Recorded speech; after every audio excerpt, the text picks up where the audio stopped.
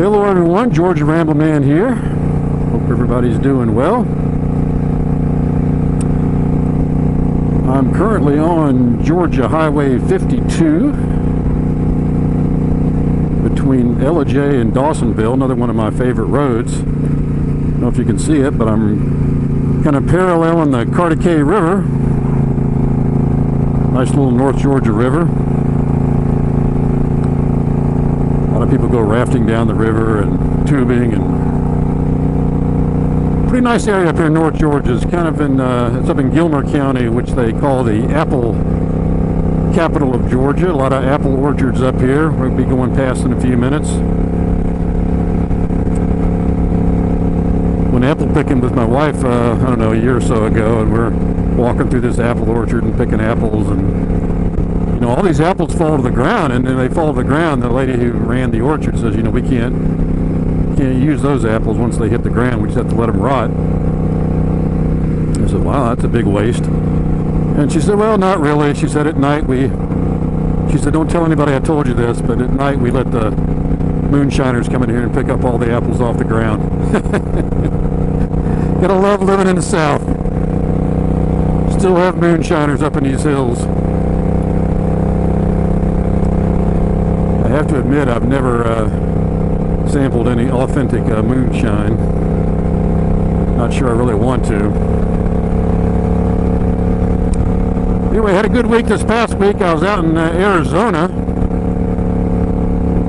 and it was hot out there. That's all I can tell you. In the afternoons, it was in the, well, one day it was 111. It cooled down to like 106 the rest of the week.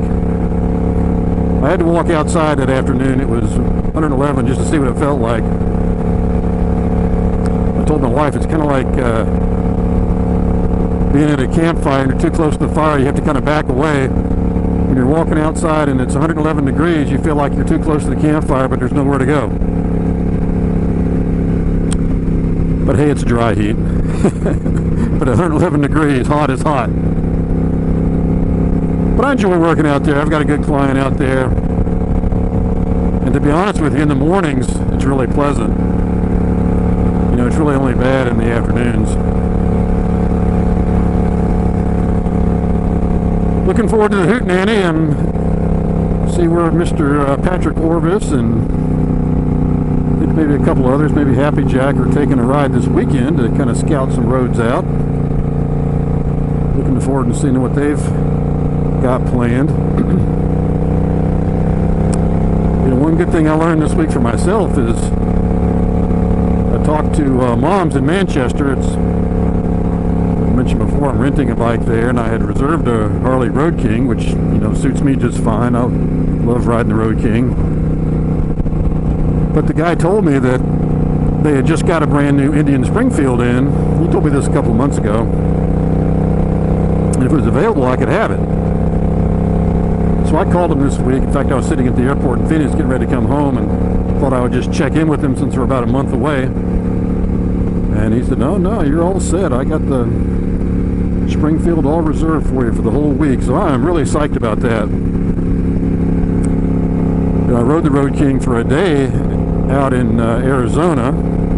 Went to demo days at a Harley dealer here in Atlanta a few weeks ago. Rode the road glide and street glide, but you know, I've never ridden at Springfield, and I'm really looking forward to it, and I get a whole week with it, which is really going to be exciting. So hopefully I'll be able to do a pretty good review, or at least, you know, from my perspective anyway. I'm no professional reviewer, but of a, you know, week on the Indian Springfield, what that's like. You know, it's not cheap. I tell you, when I was talking to the guy at Mom's on the phone, he told me, he said, you know, 30 days before your rental, we got to go ahead and bill your credit card for the rest of the ride. And I said, okay, fine. And this week is, you know, it's costing me, I mean, you know, you add in the rental and the insurance and all the little junk fees they add to it. I mean, it's like $1,200. I mean, this is a pretty expensive week, and that doesn't even include the expenses for the hotels and the food, and so this is going to be really a pricey little vacation for me. But you know, I was talking to my wife about it, and don't know if you guys have been married a long time. Does your wife ever give you the look? I was kind of going over the budget a few weeks ago, a month or so ago, with her about this vacation. And she just kind of looked over her glasses at me, and I kind of gave me the look. like, okay, you better take me someplace nice after you get back. But I had an interesting little story. Right after Memorial Day, I had to fly to Chicago Tuesday morning. Had to fly to Chicago, and I didn't really have a meeting on Tuesday afternoon. I had to go to a project and do a little inspection, walk around. I didn't really have a meeting to go to. So I'm standing there in a line, waiting to get on the plane in Atlanta that Tuesday morning. And the flight was oversold, and they started asking for volunteers to take a later flight. And normally what Delta does in those situations is they'll give you a little gift card or a little receipt or a voucher for, you know, a certain amount of dollars off of a future Delta ticket if you buy, you know, a Delta airline ticket. And I don't really buy that many airline tickets for myself. Most of my flying is business, and when I fly personal, I use my Sky Miles, you know, frequent flyer miles. So I usually don't take them. I usually have meetings I have to get to anyway. But they were asking for volunteers, and she said, we're going to give, we're offering a $500 gift card. And that's all she said. I said, $500? That's not too bad. So I went up to her and I said, is this a Delta voucher for future airline tickets, or is this a regular gift card? She said, no, this is a American Express gift card. You can use it on anything you want. And I thought to myself, that's not a bad deal. And my wife and I just had the discussion about the budget for this Hoot trip a few days before that, and you know, I was still remembering the look that she was giving me. So I thought, you know, this might be worth considering. But I didn't jump on it. I just got back in line.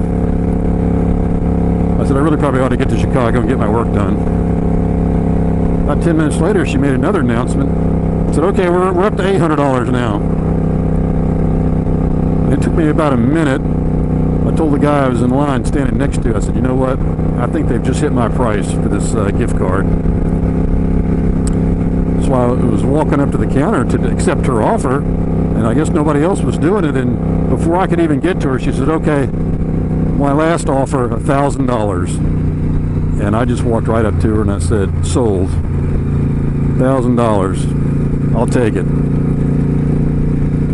So she writes up all the paperwork and says, okay, you know, Delta will mail you this gift card. She says, we got you confirmed on a flight tonight. And I said, well, you know, that's not really going to work. I got to get to Chicago today. And she said, well, I can put you on standby for this flight in about 2 hours, but it's oversold too. I doubt you'll get on it. So we'll go ahead and put me on the standby list. Well, long story short, I got on the standby list, and I was the last person on the plane. I got to Chicago about 2 hours later than I was going to get there.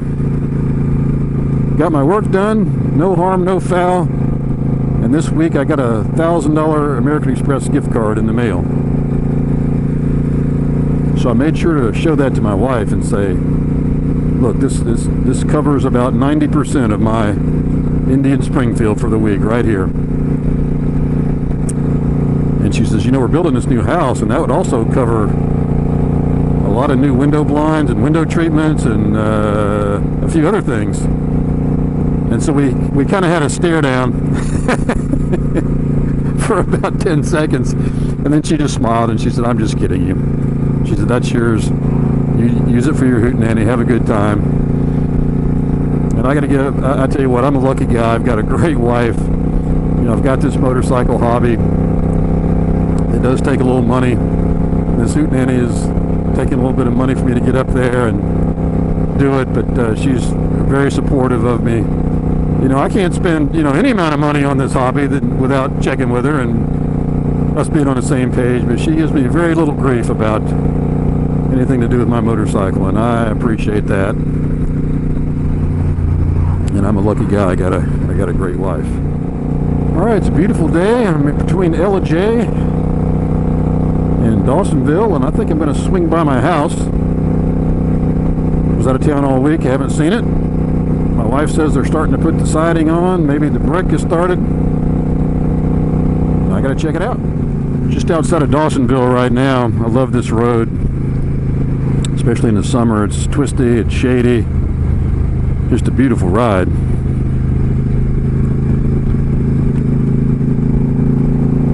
Dawsonville's the home of Bill Elliott, NASCAR racing legend. Well, probably not really a legend. He was a pretty good racer back in the 80s. And he's got one of his race cars on display in the city square. He had a great nickname, Awesome Bill from Dawsonville. Okay, well, let's check out the construction status here on the new house. I haven't named it yet. I told my wife I thought Casa de Georgia Rambling Man sounded pretty good, but she didn't really think that was so cool.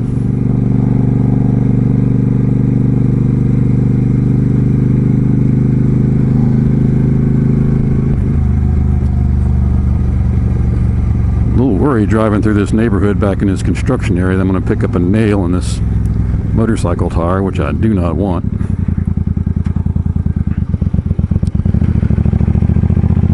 Alright, well there she is. And they do have the siding on. How about that? It's not painted yet, but got the siding on, got the windows in. No brick yet.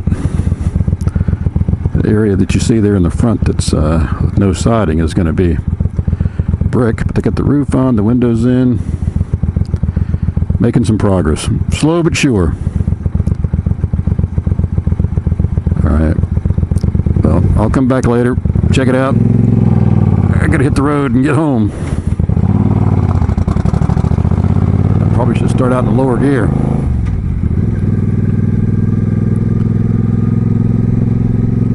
Alright guys, hope everybody has a great week.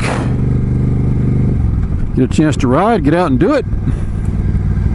Hoot's only a month away, looking forward to that. This is George, Rambling Man. Everybody ride safe.